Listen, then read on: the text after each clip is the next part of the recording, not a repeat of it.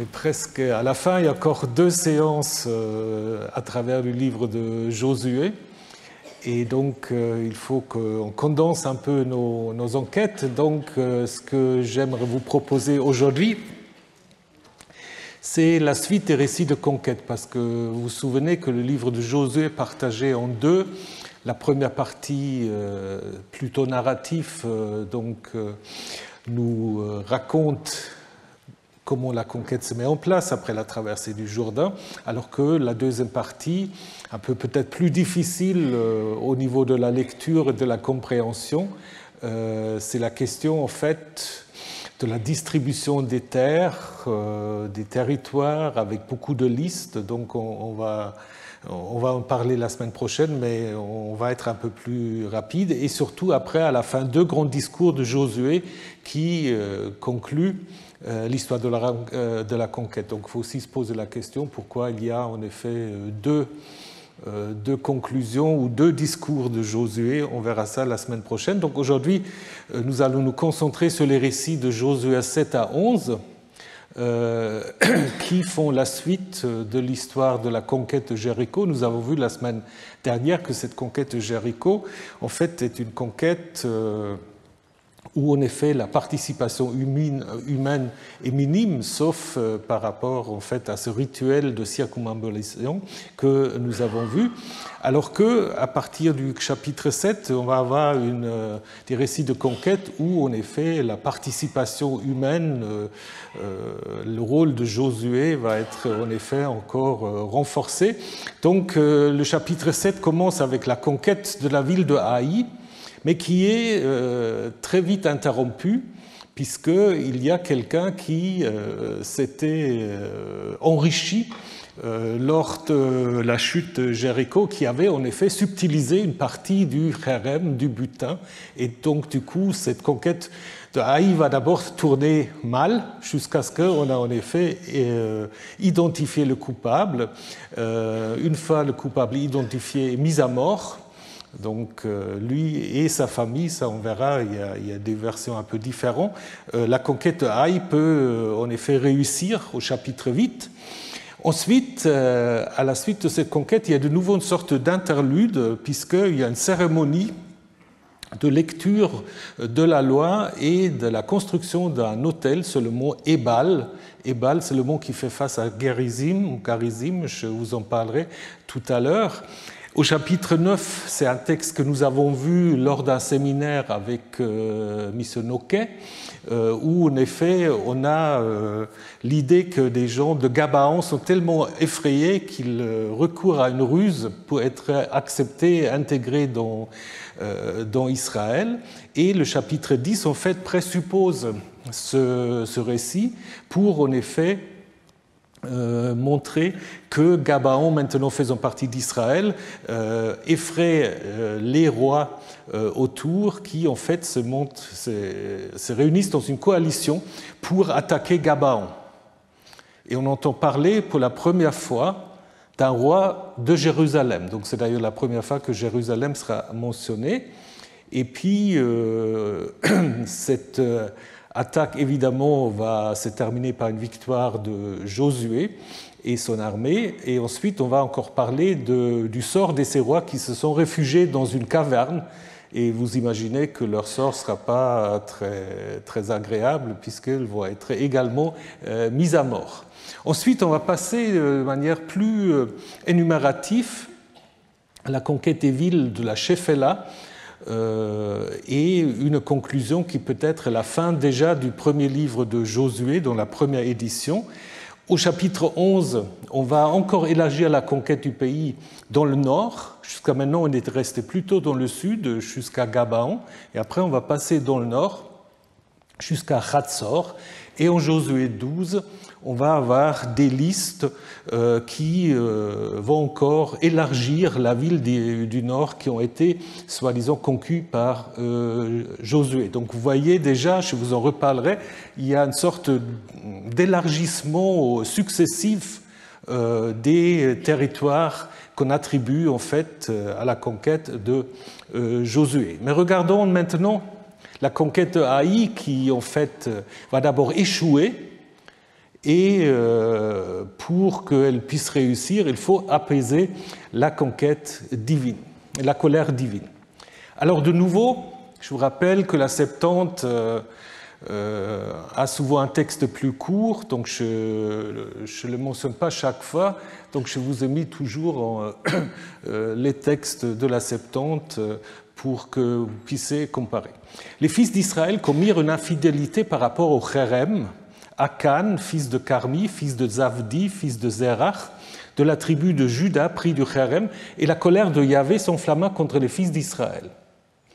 Josué envoya des hommes de Jéricho, ce que manque dans la Septante, vers Haï, qui est du côté de Beth-Aven à l'est, manque également de Bethel. Les hommes montèrent et l'espionnèrent à Haï. Ils revinrent auprès de Josué et lui dirent que tout le peuple ne monte pas, qu'environ 2000 ou 3000 hommes montent et frappent à Haï, n'y fatiguent pas tout le peuple, en effet, ils sont peu nombreux. Et montèrent là-bas, parmi le peuple, environ 3000 hommes, et ils s'enfuirent devant les hommes de Haï. Et les hommes de Haï frappèrent parmi eux environ 36 hommes. Environ 36, c'est un peu bizarre. Ils les poursuivirent devant la porte jusqu'aux brèches, et ils les frappèrent dans la descente. Le cœur du peuple fondit, et il devint comme l'eau. Josué déchira ses vêtements, il tomba sur sa face, à terre devant l'arche, mais l'arche manque en fait dans la Septante, et il n'est jamais mentionné dans la suite de cette histoire, donc on peut en effet imaginer que quelqu'un a rajouté l'arche. Donc le texte ancien disait, il tomba face à terre devant Yahvé jusqu'au soir, lui et les anciens d'Israël, et ils firent monter la poussière sur leur tête. Il dit, ah Seigneur Yahvé, pourquoi as-tu fait traverser à ce peuple le Jourdain pour nous donner dans la main de l'Amorite pour nous faire périr? Si seulement nous avions décidé et étions restés de l'autre côté du Jourdain. Est-ce que ça vous rappelle quelque chose? C'est comme dans l'histoire de traversée du désert, pourquoi sommes-nous sortis d'Égypte? Là, c'est un peu la même chose. Pourquoi nous a fait traverser le Jourdain? Donc, c'est certainement une allusion. De grâce, mon Seigneur, que dirais-je après qu'Israël a tourné le dos devant ses ennemis? Le Cananéen et tous les habitants du pays l'apprendront, ils se tourneront contre nous, retrancheront notre nom du pays. Et que feras-tu pour ton grand nom? Yahvé dit à Josué, lève-toi, pourquoi tombes-tu sur ta face? Israël a péché, d'ailleurs ils ont transgressé mon traité que je leur ai commandé. Donc ce qui est d'ailleurs, c'est en hébreu vegam. Donc il y a toujours une énumération de tout ce qu'ils ont fait, ce qu'il ne fallait pas faire. D'ailleurs ils ont pris du chérem, d'ailleurs ils ont volé, d'ailleurs ils ont menti, d'ailleurs ils ont mis dans leurs affaires. Donc il y a vraiment une accusation très forte qui est prononcée ici par le Dieu d'Israël. Les fils d'Israël ne pourront pas se lever face à leurs ennemis, ils tourneront le dos devant leurs ennemis, ils sont devenus chérem. Je ne continuerai plus à être avec vous si vous ne détruisez pas le chérem qui est au milieu de vous. Lève-toi, sanctifie le peuple, tu diras sanctifiez-vous pour demain, car ainsi parle Yahvé le Dieu d'Israël, un chérem est au milieu de toi, tu ne pourras pas te lever ou vous levez selon la Septante devant tes ennemis jusqu'à ce que vous avez éloigné le chérem du milieu de vous.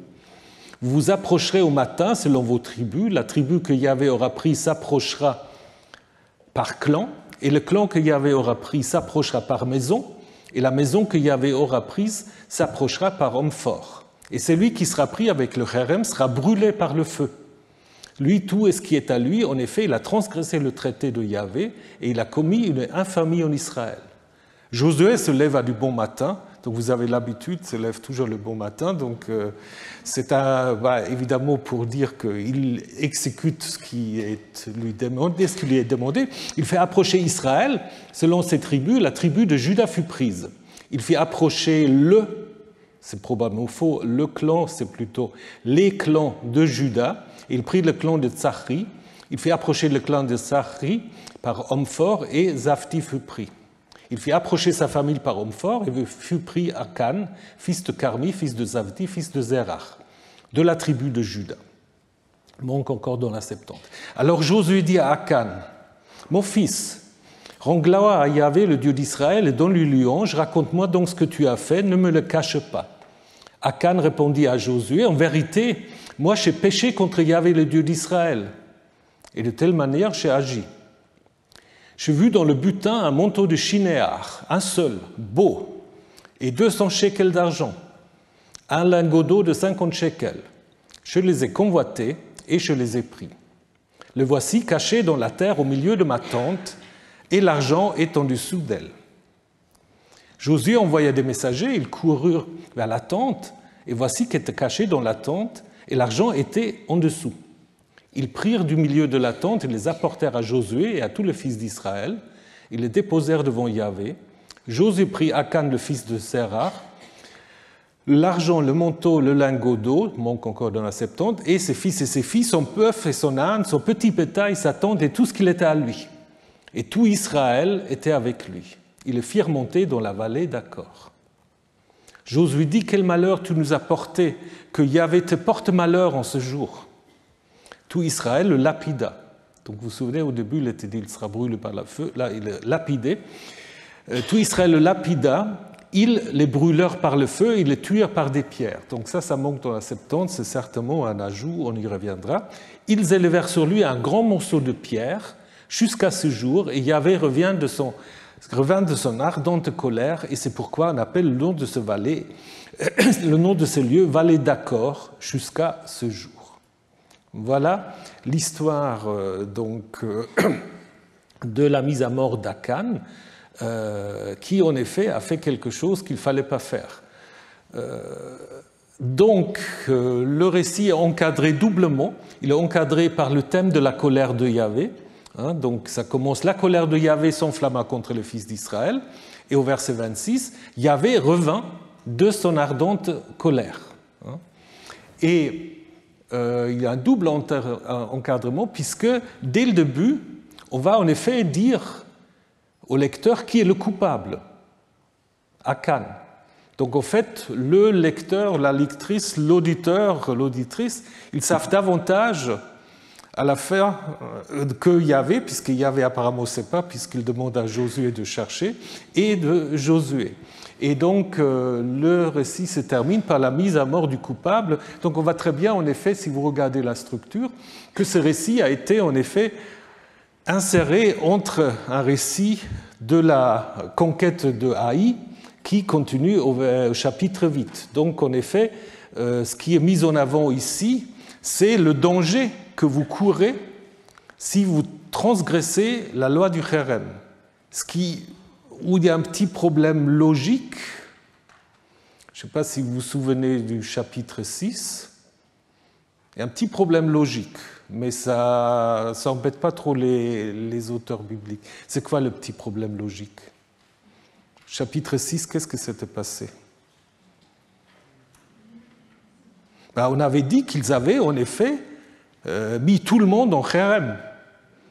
Ils avaient dit que tout le monde était en effet passé par le Kherem. Donc, ce qui présuppose que tout le monde et tout était en effet détruit. Alors qu'ici, apparemment, on apprend quand même que ce n'est pas tout à fait ça, puisqu'il y a quelqu'un qui avait quand même pris quelque chose du butin. Mais ce n'est pas très important pour les auteurs. L'idée, c'est en effet de montrer ce qui arrive quand on ne respecte pas ces lois du Kherem. Donc, pourquoi c'est grave? Parce que, comme je vous ai déjà dit, le non-respect du Kherem, c'est comme une épidémie. C'est contagieux. Ce n'est pas seulement le coupable, mais le coupable, en devenant coupable, c'est un peu l'idée du tabou, le coupable, en devenant coupable, contamine en fait toute la communauté. C'est pour cela qu'il faut l'éliminer.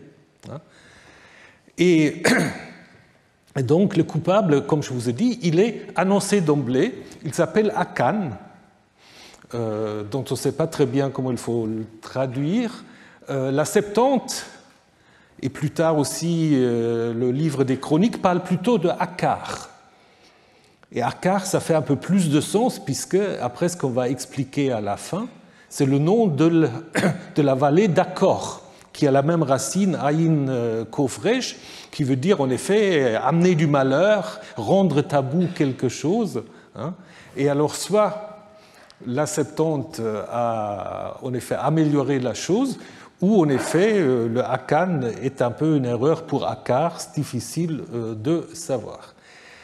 La famille de Akar, elle est présentée aussi tout de suite avec des noms qui évoquent plutôt l'abondance. Son père s'appelle Karmi, sans doute avec un lien avec la racine Kerem, la vigne. Du grand-père Tzavdi, faire un cadeau de Dieu, attesté assez fréquemment dans des noms tardifs de l'époque perse et hellénistique. L'arrière-grand-père, ou le nom du clan, Tserach, ça veut dire en effet briller, clarté. Donc c'est tous des noms en fait positifs a priori, et c'est aussi le nom en fait du deuxième fils de Juda qu'il a avec Tamar. On peut même s'imaginer que l'auteur avait en effet pensé à cette figure-là, puisque on sait que on a affaire avec la tribu de Juda. La tribu de Juda qui est ici présentée de manière un peu négatif. Donc, alors certains ont dit, est-ce que c'est une critique de la tribu de Juda? C'est possible. Mais dans quel sens? Est-ce que c'est l'allusion, Graham Hall dit, c'est une sorte d'explication de la destruction de Juda et de l'exil, donc en mettant déjà dans l'histoire ancienne les transgressions de Juda. C'est un peu difficile, mais c'est vrai que si vous prenez l'expression « la colère de Yahvé s'enflamme », on trouve, et dans Josué il revient de sa colère, mais on trouve dans le livre des rois, après le roi très positif de Juda, Josias, on va dire que toutefois Yahvé ne revient pas de l'ardeur de la colère qui l'avait enflammé contre Israël et contre Juda. Donc là, il y a en effet cette idée de la colère contre Juda. Donc peut-être on peut faire un lien avec ça. Alors, l'envoi des espions, c'est vers Ha'ai.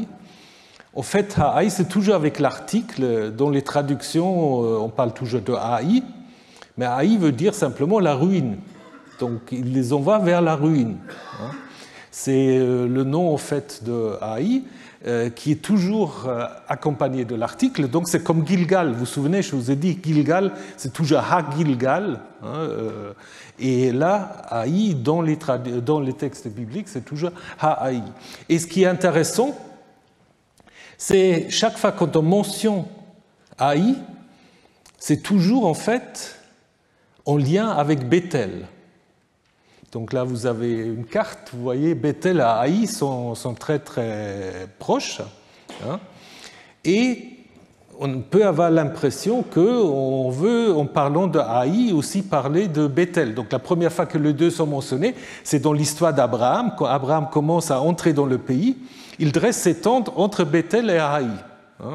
Donc peut-être en parlant de Haï, on pense aussi à Bethel. Alors, Haï, on peut l'identifier avec le site Et-Tel, qui en fait correspond un peu à la ruine, parce qu'un tel, c'est une colline qui se construit avec les débris des niveaux de destruction des villes. Et Et-Tel, je vous montre tout à l'heure une photo, c'est ça. Donc, c'est une ville, d'après ce qu'on peut voir au niveau de l'archéologie, une ville très importante au IIIe millénaire. Donc, ça nous amène très, très lointain. Au IIIe millénaire, donc avec un apogée vers 2500, où on imagine que la ville comptait plusieurs milliers d'habitants, avec apparemment aussi un temple, donc une des villes les plus importantes de la région. Et ensuite, pour des raisons pas très claires, cette ville a été abandonnée vers 2300 et repeuplée, mais beaucoup plus modestement, à l'époque du fer, donc à l'époque entre 1000 et 600 avant l'ère chrétienne. Là, très peu de monde, donc vous avez un plan des fouilles avec peu de fortifications. Donc c'était en fait à l'époque où le livre de Josué était écrit, c'était vraiment déjà la ruine, quoi. Disons, on voyait en fait les débris de la grande ville, et donc il faut avoir ça en tête, ce qui a certainement aussi amené le nom pour l'auteur. Donc l'auteur la mentionne à côté de Bethel. Dans le texte massorétique, on rajoute Beth Aven. Beth Aven, c'est un nom péjoratif pour Bethel, qu'on trouve notamment dans le prophète Osée, donc maison du péché, maison de l'égarement, voilà. Et l'idée, c'est peut-être en effet que, en parlant de la destruction de Haï dans le chapitre 8, on veut peut-être aussi suggérer, sans qu'on vraiment le dise, que ça concerne aussi Bethel, parce que Bethel, à l'époque de Josias, c'était un sanctuaire assez florissant dans le territoire de Benjamin, et Josias voulait en effet mettre fin au culte à Bethel. Donc on va en 2 Rois 23, on dit Josué démolit également l'autel qui était à Bethel. Bon, on sait quand même que Bethel a continué à exister, puisque au moment où le royaume du Nord est détruit, on nous raconte au chapitre 17 du deuxième livre des rois qu'il y avait des gens en fait, qui continuaient en fait, à vénérer Yahvé à Bethel. Mais il y a peut-être là quand même une certaine polémique contre Bethel. Mais revenons à l'histoire. Donc, on a de nouveau des espions. Alors, les espions sont de nouveau pas très utiles. Parce que, vous vous souvenez, dans l'histoire de Rahab, il y avait des espions qui n'ont rien fait. Et là, il y a des espions qui reviennent. Mais qu'est-ce qu'ils font? Ils donnent un très mauvais conseil. Ils disent, il ne faut pas se fatiguer, il y a très peu de monde, il ne faut pas envoyer tout le monde, 2-3 000 personnes suffisent. Bon, 2-3 000 personnes, ce n'est pas si peu que ça, mais la manière dont c'est tourné, parce que dans d'autres textes, c'est déjà la force de toute une armée, mais ici, le chiffre est présenté comme étant peu important, et donc, à cause de cela, ça va mal se passer. Donc on a même l'impression que Josué n'est même pas avec les gens qui montent à Haï, qui en effet, il envoie 3000 hommes, et puis ça se passe mal. On ne raconte pas vraiment la défaite en détail, mais on dit quand même que voilà, les hommes de Haï les frappèrent par eux, donc, et ils en fuirent. Alors pourquoi 36 ? Et ce qui est surtout bizarre, c'est environ 36. Peut-être à l'origine, c'est environ 30, et quelqu'un qui savait mieux a rajouté 36, et puis on a oublié le environ devant. Donc c'est probablement comme ça que ça se passe. Ça se passe souvent comme ça dans la transmission des textes bibliques. Donc 36, c'est un chiffre relativement modeste quand même comparé aux 3000 qui sont allés, donc les pertes sont quand même pas si graves. Alors, puisqu'on juge 20, je vous montrerai tout à l'heure que c'est un texte qui est très proche de l'histoire de la conquête de la Haï, il est question de 30. Donc peut-être à l'origine c'était 30, et puis on en a fait 36, peut-être pour avoir 3 fois 12. Plus tard, il y a une tradition, mais je ne sais pas s'il faut faire le lien. Dans le Talmud, on a cette idée que dans chaque génération, il y a 36 justes qui salue la Shekinah, donc la personnification de la présence divine. Je ne sais pas s'il faut faire un lien, mais je n'ai pas trouvé d'autres idées. Si vous en avez, je suis preneur. Donc, ils vont jusqu'aux pentes. Les pentes pourraient peut-être juste signifier les ruines de la ville qui était déjà, en effet, détruite à l'époque où on a écrit ce texte.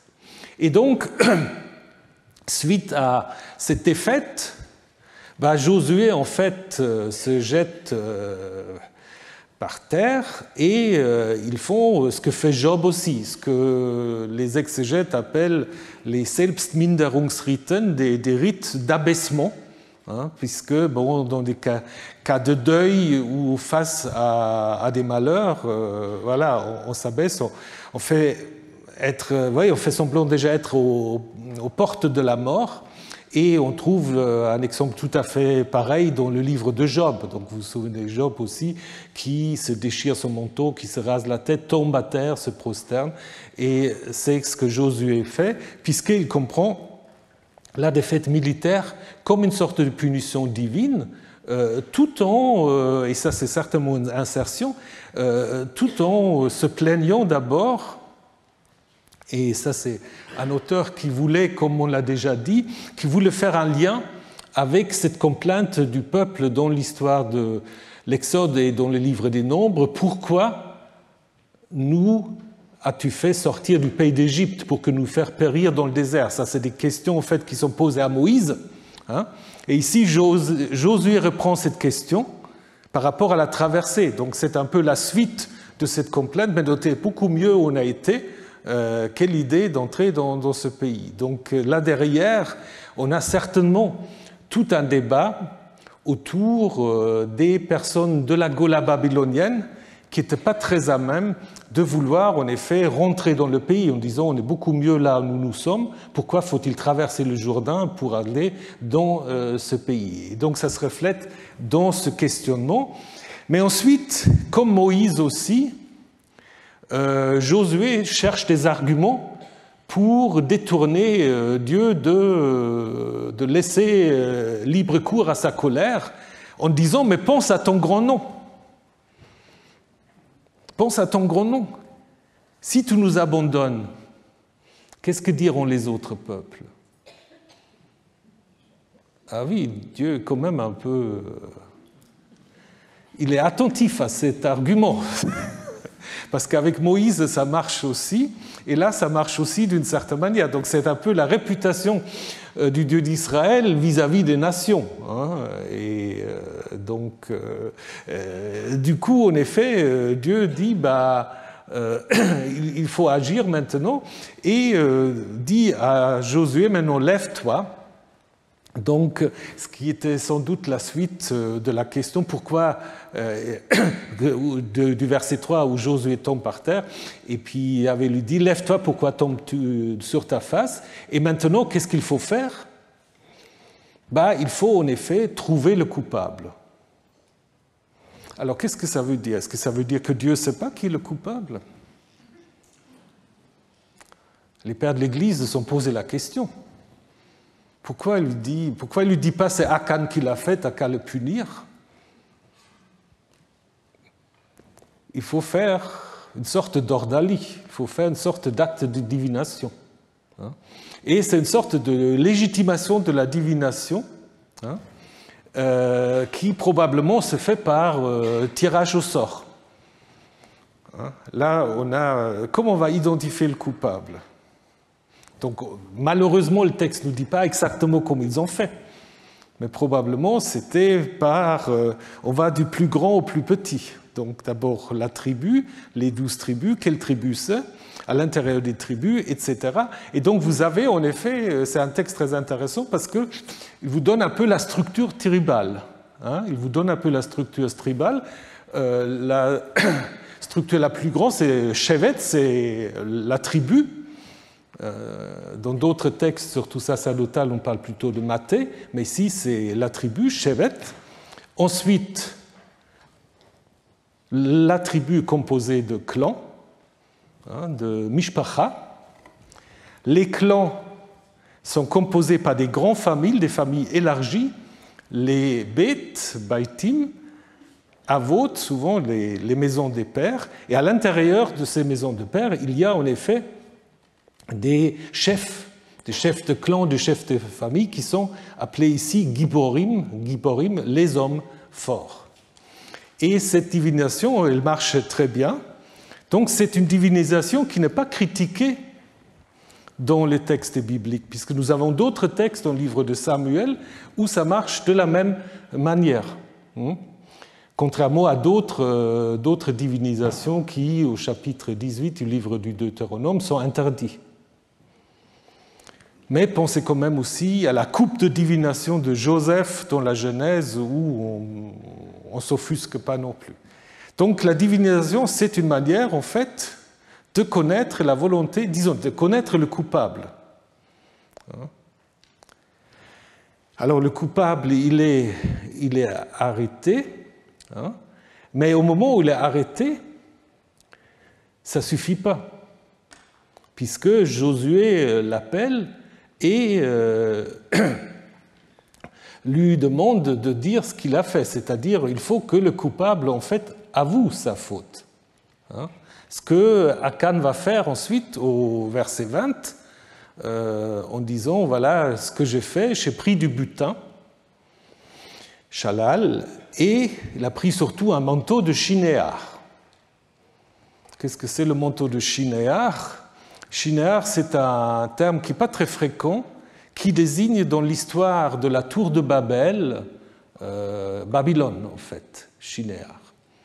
Donc, quand il dit « j'ai pris un manteau de Shinéar », aujourd'hui, il dira peut-être « j'ai pris un manteau de Paris ou de haute couture ». Donc, c'est un peu l'idée, quelque chose voilà, de très chic et de très cher, probablement aussi. Et ça présuppose sans doute l'exil babylonien où les Judéens étaient en contact avec ces vêtements babyloniens. Et donc, imagine un peu que c'est vraiment le luxe le plus pur. Donc je pense, là, après on va passer à l'argent, mais là d'abord on passe au luxe et ensuite on passe à l'argent. Donc il a vu qu'il était beau. Ça rappelle un peu l'histoire du paradis. Lorsque la femme voit aussi que le fruit de l'arbre était très beau, donc il y a peut-être une petite allusion à ça, et il convoite. Ça, c'est un peu un terme qu'on retrouve au Décalogue, donc c'est des textes assez tardifs qui présupposent déjà toute une intertextualité avec la Genèse, avec le Décalogue et avec d'autres textes. Et le montant en argent et en or, il est assez conséquent. Il est assez conséquent puisque on nous parle en fait de 200 shekels d'argent et 50 shekels d'or. Ce qui fait pas mal. Donc, si on calcule, si on dit, mais on ne sait pas exactement, c'est approximatif. Si le change, en fait, d'argent à or est à 1 à 20, et on a quelques textes qui suggèrent ça, donc il aura en fait eu 1200 shekels, ce qui correspond quand même à quelques dizaines de salaires d'un ouvrier au 6e, 5e siècle avant notre ère. Donc la transgression est quand même assez importante, sans doute exagérée, mais voilà ce qui est reproché à Akan. Et c'est toujours pas fini. Donc Akan a confessé sa faute, mais Josué fait quand même vérifier. C'est-à-dire, en fait, vous avez 3 étapes. Vous avez la divination qui marche. Ensuite, vous avez la confession du coupable, mais il faut encore vérifier le fait. Parce qu'il n'y a pas ça dans les régimes un peu autoritaires, il suffit que le soi-disant coupable confesse et puis on s'en fiche des faits. Mais là, on va quand même insister sur le fait que Josué fait vérifier. Et en effet, ce qui dit Akan est en effet avéré. Et donc, c'est à ce moment-là seulement qu'on peut passer à la sanction. La sanction, donc, c'est qu'il faut éliminer tout ce qui appartient à Akan, mais vous allez voir, ce n'est pas tout à fait pareil dans le texte massorétique et dans le texte de la Septante. Alors, d'abord, l'accusation que Akan apporte du malheur, Ayin Kafresh, ça prépare en effet l'étymologie de la vallée d'Akkor. Et dans le texte de la Septante, on dit seul Akan en fait est lapidé.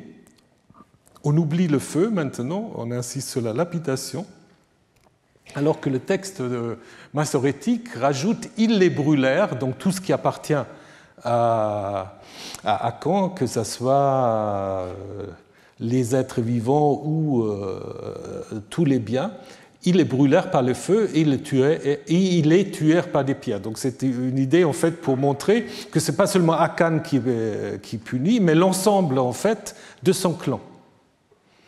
Et là, vous avez en fait, dans la Bible, tout un débat sur la responsabilité individuelle et collective. Quand il y a en fait une transgression, est-ce que c'est tout le clan? Est-ce que c'est toute la famille qui doit être punie? Vous avez ça encore dans le Décalogue, qui punit les fautes des pères sur les fils et les petits-fils sur la 3e, 4e génération. Donc ça, c'est une idée qui est assez répandue. Donc une sorte de punition ou responsabilité collective, mais aussi d'autres textes qui disent le contraire, que le fils ne sera plus mort, sera plus mis à mort pour les fautes des pères. Ça, vous l'avez aussi dans le Deutéronome. Vous avez aussi ce texte dans le prophète Ézéchiel qui dit « Il y a eu un proverbe, les pères ont mangé des raisins verts ou pas mûrs, et c'est les fils qui ont les dents abîmées. » Donc pour dire en fait la faute des pères retombe sur les fils. Et Ézéchiel va dire, mais ce proverbe-là, il sera plus valable. Et ici, vous avez entre Septante et texte massorétique peut-être un peu déjà ces deux visions. Est-ce que c'est seulement Akan qui est puni, ou est-ce que c'est tout son clan? Et ça, c'est un débat évidemment qui parcourt la Bible, et pas seulement la Bible, vous l'avez aussi dans d'autres textes. Et c'est une question qui peut se poser dans certains endroits du monde jusqu'à aujourd'hui. Donc l'idée en fait des responsabilités d'un clan, d'une famille, etc. Vous savez de quoi je veux parler.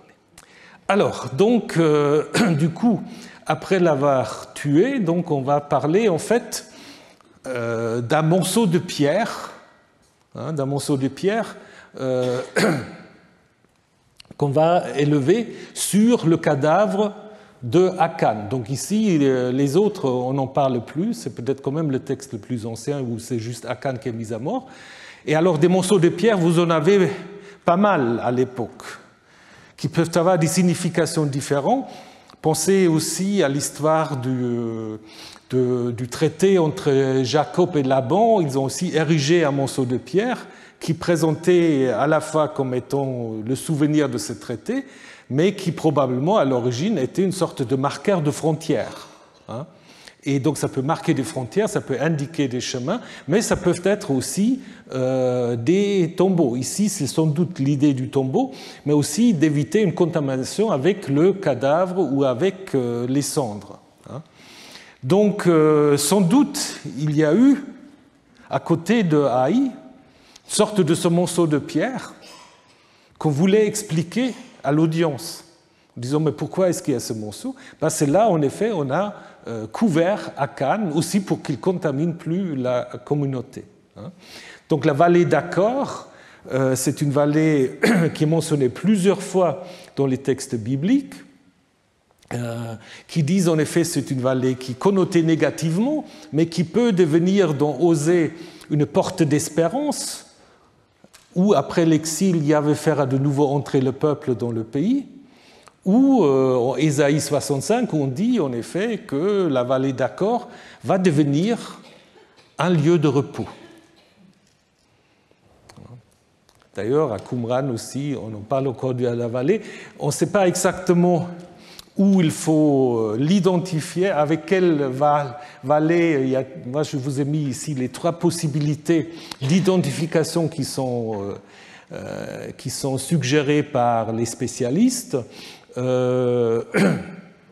Donc, je n'entre pas dans le détail, mais probablement quand même l'identification la plus probable, c'est ici, c'est de ce qu'on appelle la Boukéa, où en effet, on n'est pas très loin de Haï, et où en effet, c'est un peu désertique comme ça, donc on peut en effet penser à quelque chose de très négatif. Les autres, c'est des wadis, c'est des wadis, quoi, mais là, je pense que c'est quand même probablement l'identification la plus probable. Et c'est seulement à ce moment-là, selon la structure actuelle, qu'on peut raconter l'histoire de la conquête de Haï. peut-être à l'origine, tout ce que nous avons au chapitre 7 n'était pas dans le livre. Donc on avait peut-être juste raconté la conquête de Haï. Maintenant, on l'a fait précéder par cette expérience d'échec.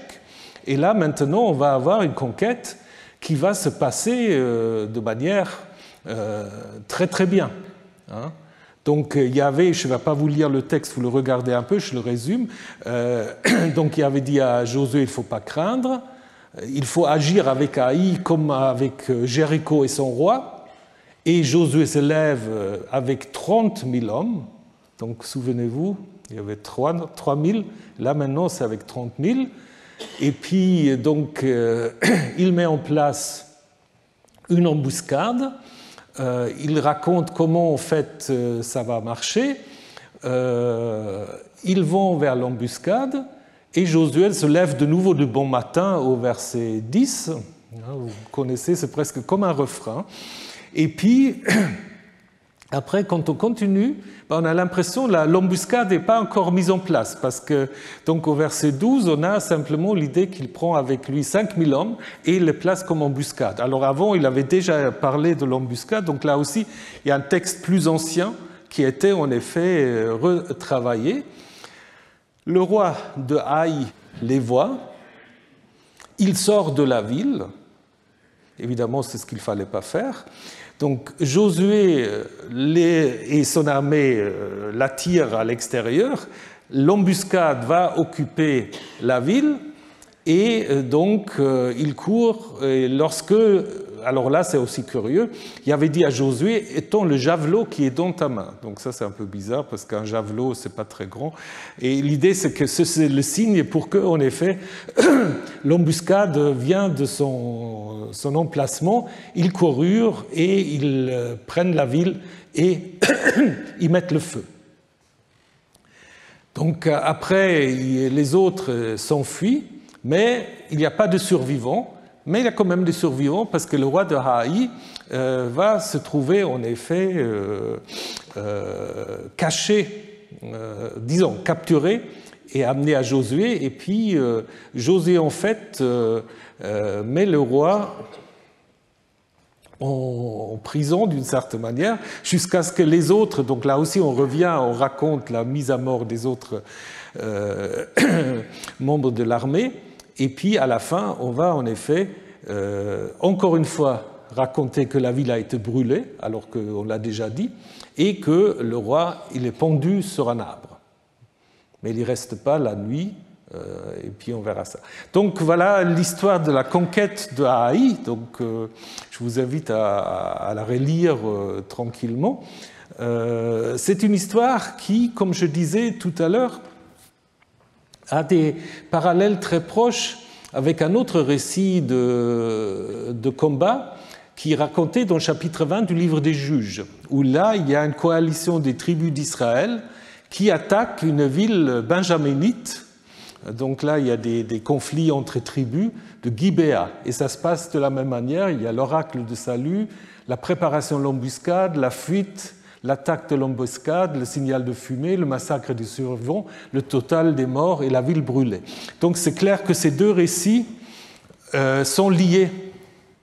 Probablement, l'auteur de Josué 8 connaît déjà Juge 20 et construit un peu son texte en fonction de cela. En fonction de cela, mettons de nouveau en place Josué comme un chef de guerre. Donc vous connaissez maintenant très bien cette formule qui revient tout le temps, ne crains pas, sois pas abuti, je donnais dans ta main les ennemis, etc. Donc vous avez une petite synopsis ici où ces expressions se retrouvent. Donc c'est un condensé de tous ces oracles de salut dans un contexte de guerre. Et on renvoie à l'histoire de la destruction de Jéricho, puisqu'il est dit au verset 2, « Tu agiras avec Haï et son roi, comme tu agis avec Jéricho et son roi. » Bon, alors si vous êtes attentif, vous avez vu aussi qu'il y a une petite inconséquence là. Jéricho, on sait ce qu'ils ont fait, mais le roi de Jéricho, il est mentionné juste au début, en fait. On ne sait pas vraiment s'il avait eu un traitement spécifique. Il n'arrive pas à la fin de l'histoire. Alors que le roi de Haï, il va arriver à la fin de l'histoire. Et contrairement à Josué 6, maintenant, et c'est presque peut-être un peu en opposition à Josué 7, le butin est maintenant accepté. Parce que cependant, tu agiras avec Haï et son roi comme tu agis avec Jéricho son roi. Cependant, son butin et son bétail, vous le pilerez pour vous. C'est plus inclus dans le chérem. Donc il y a une sorte de modification de l'idée du chérem en disant vous pouvez quand même prendre du butin. Alors pourquoi ? Je pense que c'est un peu la différence dont nous avons déjà parlé. Je vous ai dit, souvenez-vous de la stèle de Mécha, où on dit aussi que Mécha a voué au chérem tous les habitants de la ville, mais après, vous vous souvenez qu'est-ce qu'il en a fait ? Il les a utilisés pour faire des travaux, des constructions.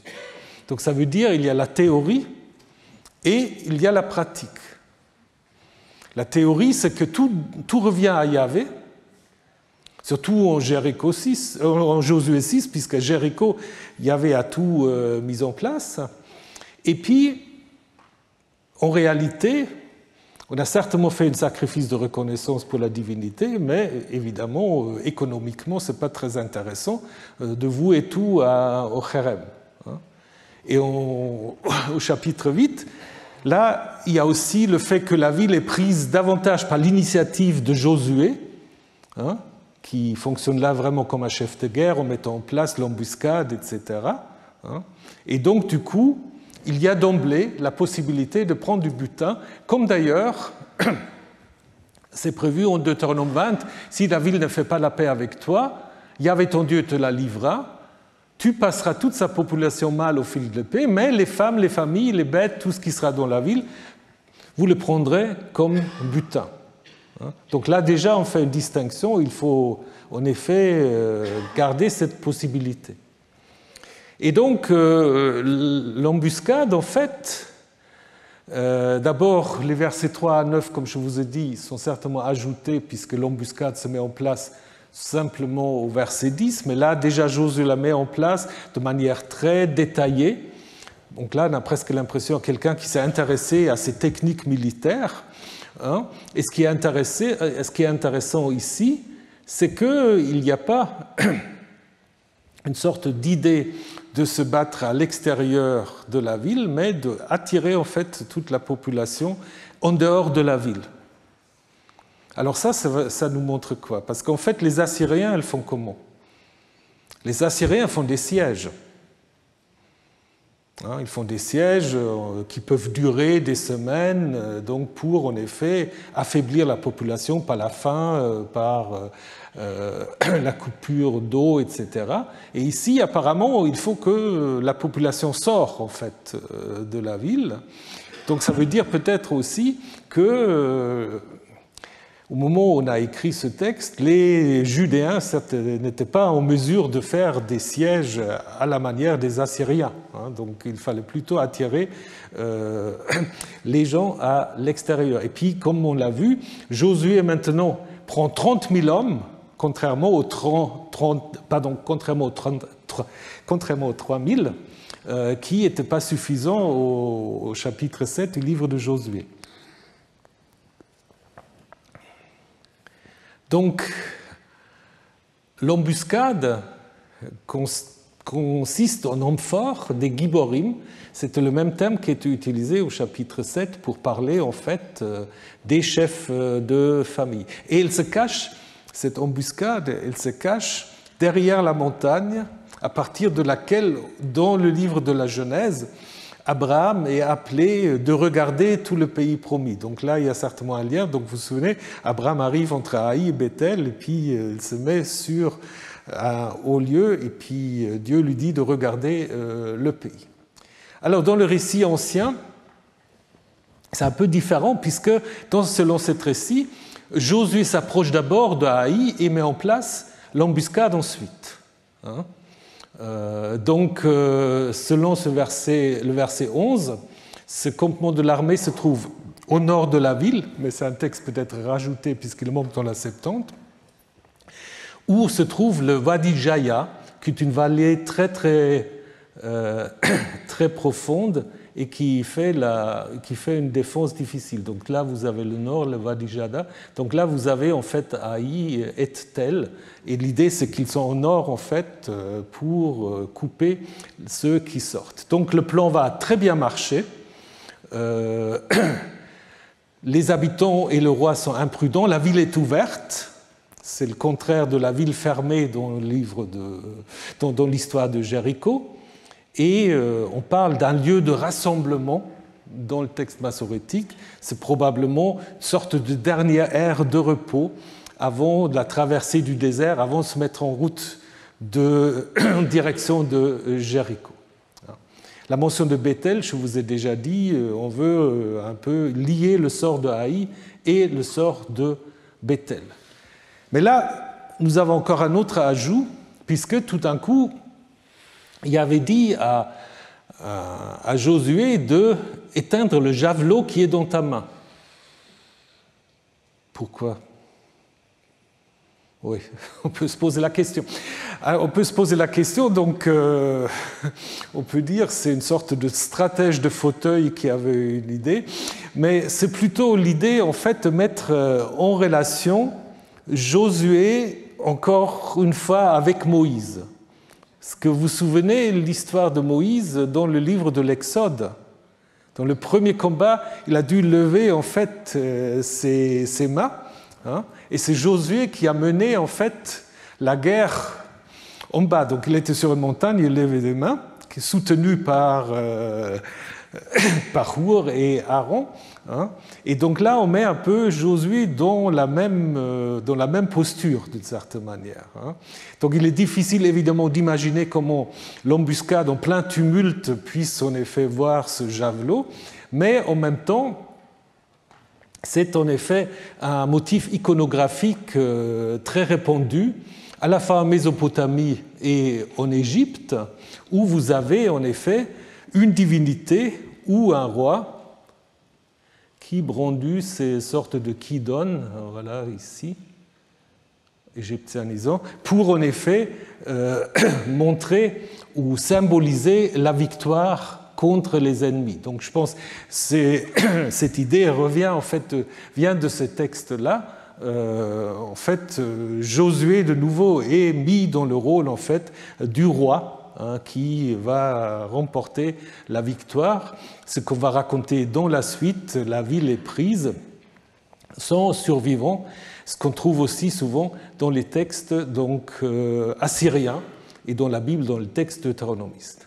Alors, l'histoire se termine par le sort du roi de Haï et l'exécution du Hérem.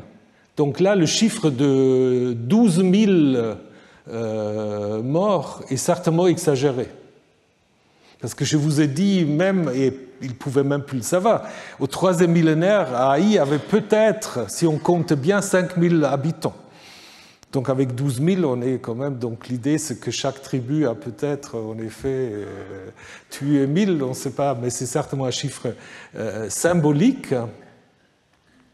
Et en fait, on est intéressé ici dans l'exagération, d'une certaine manière, et on admet, comme je vous ai dit, le butin, et on s'intéresse au sort de la ville, qui devient ruine, et c'est une manière en fait pour expliquer pourquoi on parle toujours de Haï, la ruine. Donc là, on a l'explication, puisque la ville est totalement incendiée, détruite, et le roi, qui encadre en effet ces derniers passages, on l'amène vers Josué. On a l'impression que Josué le garde. On retourne encore une fois, donc on voit très bien que le texte n'est pas d'une seule main, donc on revient. On tue encore tout ce qui reste, on revient vers Josué et finalement on met à mort le roi de Haï en le pendant en fait sur un bois, sur un arbre. C'est un peu comme le pratique des Assyriens qui préfèrent l'empalement, mais c'est la même chose, donc c'est une pratique en fait d'humiliation. Pratique d'humiliation. Le fait qu'on descende le cadavre le soir, ça montre qu'on connaît déjà Deutéronome 21, puisqu'on dit si un homme coupable a été mis à mort et que tu l'aies pendu à un bois, son cadavre ne passera pas la nuit sur le bois, tu l'enseveliras le jour même, car ce qui est pendu est une malédiction de Dieu. Tu ne rendras pas impure la terre que Yahvé ton Dieu te donne comme patrimoine. Donc là, on retrouve le monceau de pierre comme sépulture. Mais cette idée, en effet, de ne pas laisser quelqu'un exposé pendant la nuit, il faut en effet le sortir de son bois ou de son empalement, on va l'utiliser plus tard, après, dans le Nouveau Testament, en parlant en fait de la crucifixion de Jésus, où on va citer en effet ce texte-là. D'ailleurs, la Septante a déjà un terme dont je ne me souviens plus maintenant, qui évoque en fait, dans les bois, qui évoque déjà la crucifixion. Donc là, il y a une relecture chrétienne, évidemment, dans la Septante. Alors cette histoire, en fait, de la conquête d'Aï se termine, ou disons se termine, est suivie d'un texte qui n'a rien à voir avec la conquête, mais qui nous parle de la construction d'un autel sur le mont Ébal, et la lecture et la copie, la transcription, la deuxième écriture de la Torah. Donc c'est un texte que vous avez ici. Donc Josué bâtit un autel sur le mont Ébal, selon ce que Moïse lui avait commandé. Il inscrivait la copie de la Torah. La Septante va traduire la deuxième loi, ce qui donne Deutéronome ensuite, la deuxième loi. Et ensuite, il y a une sorte de cérémonie qui géographiquement est assez difficile à imaginer. Donc il y a Garizim et Ébal. Ils sont devant, mais on ne sait pas très bien qui est où. Et pour en effet écouter et bénir le peuple d'Israël. Voilà, donc c'est un texte qui apparemment est très tardif, puisque nous l'avons dans deux manières différentes dans la Septante. Il y a une partie de la Septante, donc le Codex Alexandrinus, là, au même endroit que le texte massorétique, mais dans le Vaticanus, ce texte se trouve à l'intérieur de l'histoire de Gabaon, chapitre 9. Donc ça veut dire qu'apparemment c'est une insertion assez tardive. Il n'y a pas beaucoup de différence non plus entre le texte massorétique et la Septante. Donc ça veut dire aussi que c'est plutôt un texte récent qui apparemment n'avait pas deux histoires de transmission plus complexes. C'est une histoire qui est clairement reprise qui est clairement repris de Deutéronome 27, où en effet il y avait dit déjà à Moïse d'inscrire les paroles de la Torah, de construire un autel sur Ébal. Et là, le Pentateuque samaritain n'est pas d'accord parce qu'il pense davantage sur le mont Garizim, pour des raisons que vous pouvez imaginer. Et donc, ensuite, il y a les bénédictions et les malédictions. Et donc, si vous comparez Josué 8, Josué 8 se présente en effet comme l'accomplissement de Deutéronome 27. Seulement, il inverse les deux choses. Donc, on commence avec la construction de l'autel et seulement après, l'inscription des paroles de la Torah. Mais on trouve aussi l'idée de malédiction et bénédiction. Donc, c'est certainement deux textes qui vont ensemble. Qui vont clairement ensemble. Alors, c'est un texte qui fait allusion à quoi? Qui fait certainement allusion au sanctuaire sur le mont Garizim. Donc là, on parle du mont Ébal.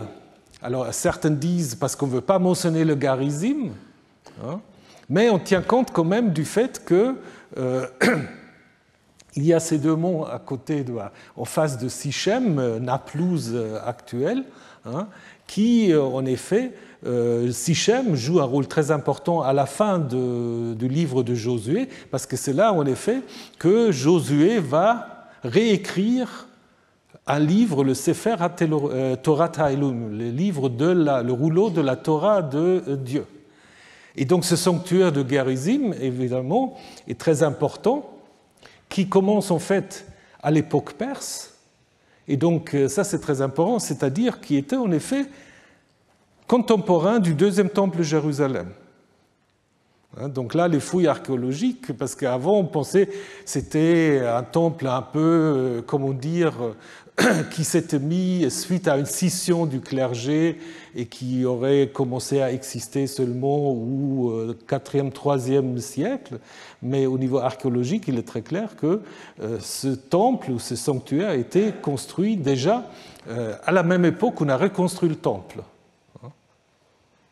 Et récemment, il y a même un collègue israélien de Haïfa, Eran Aryeh, qui pense que c'est peut-être même encore plus ancien, qui aura pu exister déjà du 7e, 6e siècle. Bon, ça c'est compliqué parce que les fouilles ont été très mal faites, donc c'est pas très bien si... Voilà. Mais disons, voilà, on ne va pas aller jusqu'à là. Si c'était vrai, alors la réforme de Josias aura encore un sens très très différent s'il y avait déjà quelque chose sur le Gerizim. Mais là, pour le moment, c'est un avis minoritaire. Mais c'est en effet un temple très important et on a suffisamment de documentation qui montre en effet que c'était les deux grands sanctuaires yavistes à l'époque perse. Et donc que le clergé du Gerizim était en contact avec le clergé de Jérusalem. C'est pour cela aussi, on explique pourquoi en fait les deux ont accepté la Torah. S'il n'y avait aucun contact entre le Gerizim et Jérusalem, pourquoi les Samaritains auraient accepté la Torah?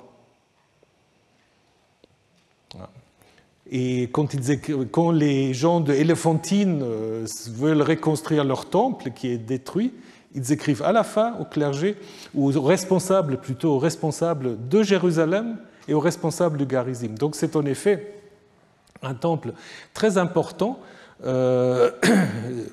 Et en fait, on a trouvé à l'époque hellénistique des inscriptions sur le Gerizim. Et ce qui est très intéressant par rapport à notre texte, dans ces inscriptions, en effet, c'est des inscriptions gravées dans la pierre. Des inscriptions de consécration, des dédicaces aussi, qui montrent l'importance du temple à cette époque, avec des noms qu'on connaît très bien dans la Bible, l'histoire d'Israël. On retrouve Adonai, Elohim, même Yahvé. On retrouve des ossements d'animaux sacrificiels. Donc, en effet, c'est un temple qui est en pleine fonction. Et ce qui est intéressant, c'est cette idée, en fait, d'inscriptions qui sont faites sur des pierres. Puisque c'est exactement ce qui est dit dans le texte de Josué 8, puisqu'on va dire que là, il inscrivait sur les pierres la copie de la Torah, ou deuxième Torah, selon le texte grec. Donc Josué doit faire une sorte de journal mural, il doit inscrire sur des pierres la Torah, avec l'idée que la Torah, selon Deutéronome, se trouve à côté de l'Arche de l'Alliance, qui est mentionnée ici. Et donc Josué doit faire une sorte de copie visible, ce qui rappelle ce que nous connaissons de Der Allah, où nous avons en fait, soit sur des murs, d'autres pensent en fait à l'origine sur des stèles, une sorte de texte qui met en scène en fait les visions de Balaam. Balaam qui est connu d'ailleurs aussi dans la Bible. Donc c'était peut-être quelque chose comme ça qu'on avait en tête lorsque Josué doit donc en effet mettre en place cette copie de la loi dans le Gerizim. Donc ça peut dire aussi, c'est peut-être quand même aussi une certaine légitimation de ce qui se passe dans le Nord. Ils ont une copie de la Torah là-bas. C'est ça ce qu'on va dire. Ils ont une copie de la Torah. Même si on ne mentionne pas Gerizim, on mentionne Ebal, peut-être on ne veut pas aller jusqu'à là, mais on admet que là-bas se passe quelque chose, Josué fait une copie de la Torah. Et donc c'est un texte certainement récent, mais qui légitime d'une certaine manière Josué comme figure du Nord aussi, même si les Samaritains n'ont accepté que le Pentateuque, il y a toutes des traditions sur Josué qui sont très positives, qui existent aussi chez les Samaritains. Et à la fin, on va le voir la semaine prochaine, à la fin du livre, la Torah de Moïse va devenir en fait la Torah de Dieu, hein, parce que c'est Josué qui va écrire une nouvelle Torah